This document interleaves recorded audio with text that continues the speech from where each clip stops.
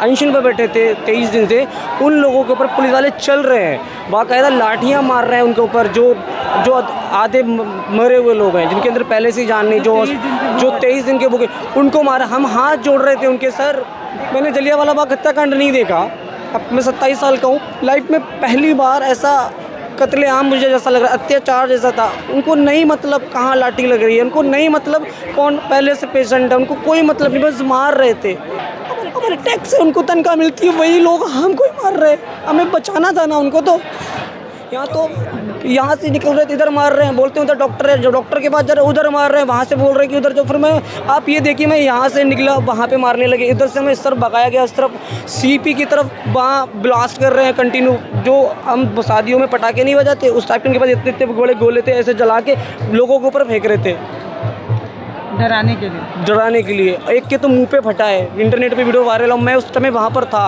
हाथ जोड़ रहे थे, पैर पड़ रहे थे कि मौका दो, बच्चे मर जाएंगे, आप ऐसे मत करो। लोग एक दूसरे के ऊपर, कुछ लोग तो रेलिंग के अंदर फंस गए थे, दब गए थे उसके नीचे। हमारे वीडियो का नोटिफिकेशन सबसे पहले पाने के लिए प्ले स्टोर से हमारे ऐप भारत एक नई सोच को अब इंस्टॉल करें। संसद के लिए मार्च होने के लिए अभिजीत भाई ट्रक में और बाकी सारे लोग गए थे। उस तरफ तो लाठीचार्ज हो ही रहा था, बिकॉज कि उन्होंने कहा था कि जंतर मंतर की जो बाहर का एरिया है वहाँ पे लाठीचार्ज हम करेंगे, तो वहाँ तो बाहर से लोग भाग रहे थे। तो मैनेजमेंट में देखता हूँ, तो मैं उस तरफ से स्टेज की तरफ आया। स्टेज जो जंतर मंतर का जो एक पर्टिकुलर जो बैरिकेड से वो वाला बैरिकेड का जो एरिया है, ये प्रदर्शन के लिए बना है, और यहाँ पे कोई भी धरना प्रदर्शन कर सकता है, उसमें लाठीचार्ज नहीं होगी। ये हमारा संवैधानिक अधिकार है।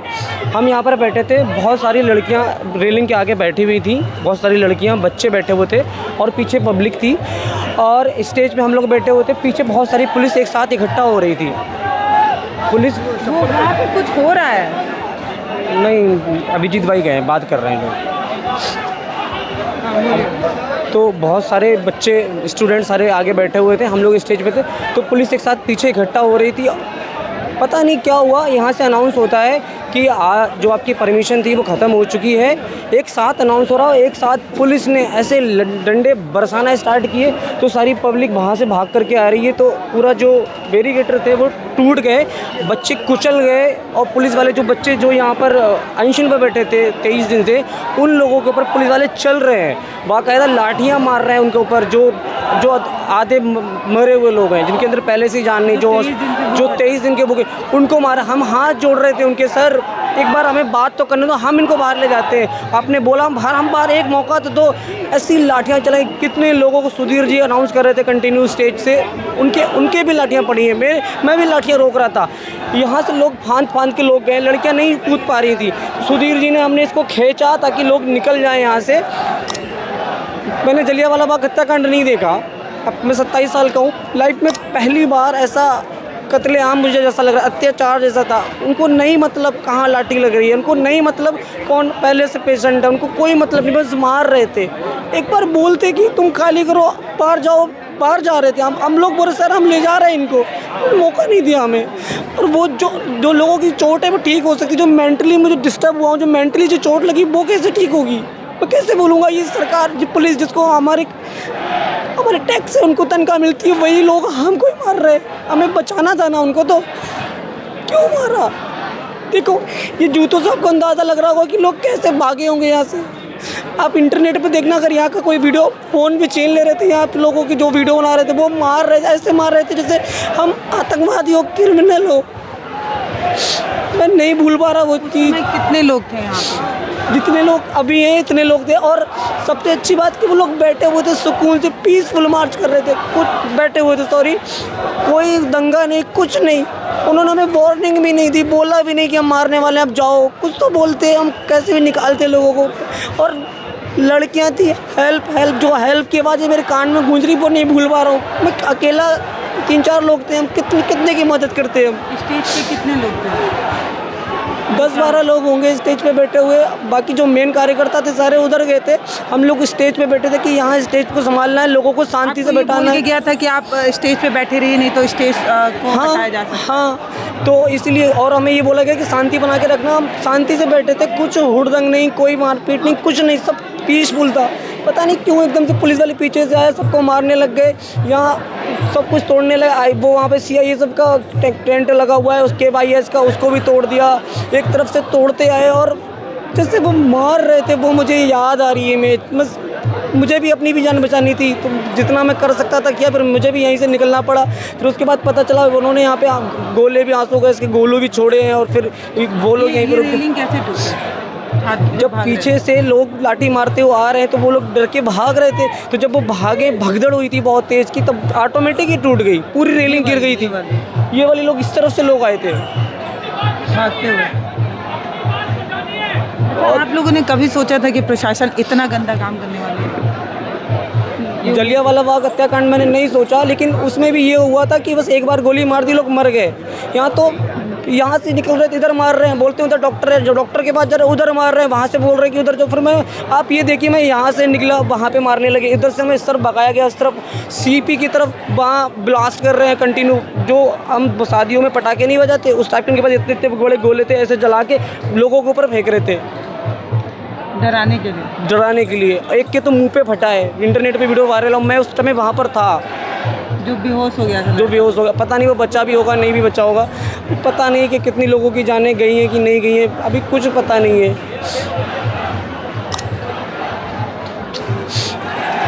बहुत बुरा नज़ारा था, बहुत। काफ़ी दिन से यहाँ पर हूँ, ये दिल्ली में ही रहता हूँ मैं, टीम का एक मैं भी मेंबर हूँ। सुधीर जी हैं, उनसे आप बात कीजिए। मैं और वो सारे लोग बैठे थे, मुझसे ज़्यादा तो उनको लाठियाँ पड़ी है। मैं यहाँ से लोगों को बाहर निकलने में मदद कर रहा था, वो यहाँ पे उनको रोक रहे थे पुलिस वालों को, मगर वो नहीं सुन रहे थे। वो माइक से बोल रहे थे, सर हम हाथ जोड़ रहे थे, हमें मौका दीजिए, हम बाहर कर देंगे सबको। वो उन्होंने नहीं सुना। यहाँ पे क्यों लाठियाँ मारी? जहाँ पे आपने हमें नहीं अलाउ किया वहाँ पे मार दे। एक चीज़ समझिए, यहाँ से वो अनाउंस कर रहे हैं कि आपकी परमिशन ख़त्म हो गई है और तुरंत मार रहे हो, तो ऐसे कैसे पॉसिबल है? आप बताओ, हम चले जाते हैं बाहर। कितने बजे के आसपास ये सब कुछ हुआ? 4 बज रहे होंगे शायद, पता नहीं। आप लोगों के रिक्वेस्ट करने के बाद भी लाठीचार्ज? हम हाथ जोड़ रहे थे, पैर पड़ रहे थे कि मौका दो, बच्चे मर जाएंगे, आप ऐसे मत करो। लोग एक दूसरे के ऊपर, कुछ लोग तो रेलिंग के अंदर फंस गए थे, दब गए थे उसके नीचे। जो पुलिस लाठीचार्ज कर रही थी उसने ना आव दिखाया ना था, कुछ नहीं, नीचे गिर गया है, वो दब गया। उनके ऊपर से आ गए वो लोग। आपको अंदाजा है अभी कितने लोग हॉस्पिटल में हैं?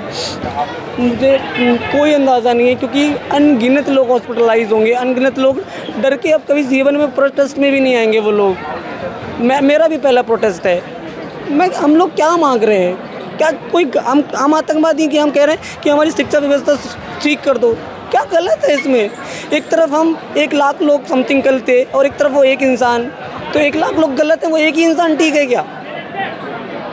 अच्छा, आपको कोई जानकारी है कि कुछ टॉक शुरू, मतलब जो बात हो रही है सरकार से, उसमें क्या मांगे मान ली गई हैं? अभी कुछ भी नहीं। कल जब पुलिस से नेगोशिएट हो रहा था, बातचीत हो रही थी, तो मुझे जितनी जानकारी है कि जो हमारी मांगे थी उस पर वो लोग चर्चा करने की बात कर रहे थे, लेकिन कुछ माना नहीं है उन लोगों ने, कुछ भी नहीं माना है।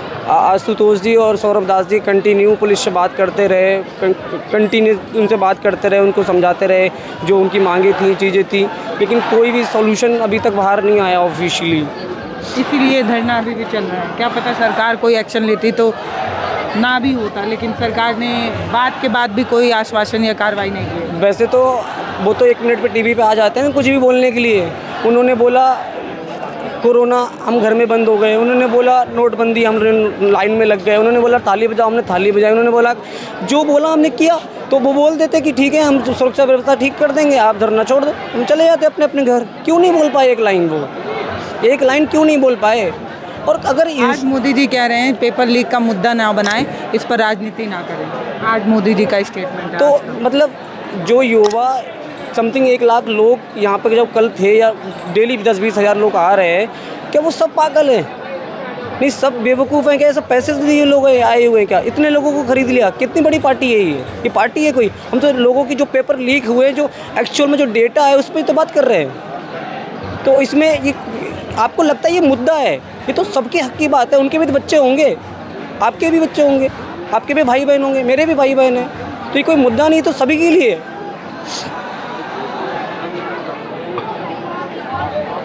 मैं क्या बोलूँ, मतलब मैंने जो कल की तस्वीरें आपको रिपोर्ट करके दिखाई थी, जिस तरीके से आंसू गैस के गोले दागे जा रहे थे,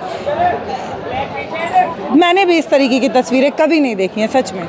जिस तरीके से आंसू गैस के गोले बार बार दागे जा रहे थे, एक तो मेरे बगल में आकर गिरा था। सोचिए कितना ज़्यादा डर पैदा करने की प्रशासन ने कोशिश की थी, लेकिन छात्र अभी भी डटे हुए हैं, वो डरे नहीं हैं। जिंदा लोग हैं ये, और अपनी जिंदा दिली दिखा रहे हैं यहाँ पे, इसलिए हैं कि इन्होंने वो डंडे लट खाए हैं कि ज़िंदगी। अब हमारी उम्मीदें जो एक्सपेक्टेशन थी सरकार से, इस सुरक्षा व्यवस्था से, सबसे टूट चुकी हैं। तो हम क्या करें, कहाँ जाएं? लग रहा है प्रशासन फिर से आ गई है, और जब जब प्रशासन आ रही है, छात्र जो है वो ताली बजाते नज़र आ रहे हैं। इस लड़के के पैर पे भी देखिए, पूरे दोनों पैर में जो है वो चोट आई है। इनको भी चोट इसीलिए आई है प्रशासन ने जो लागू। ये सारे वही लोग हैं जो जिनको अपने जूते चप्पलें पहनने का भी टाइम नहीं मिला, भागने के लिए इतना भी टाइम नहीं दिया कि वो अपनी चप्पलें पहन पाते, अपने जूते पहन पाते।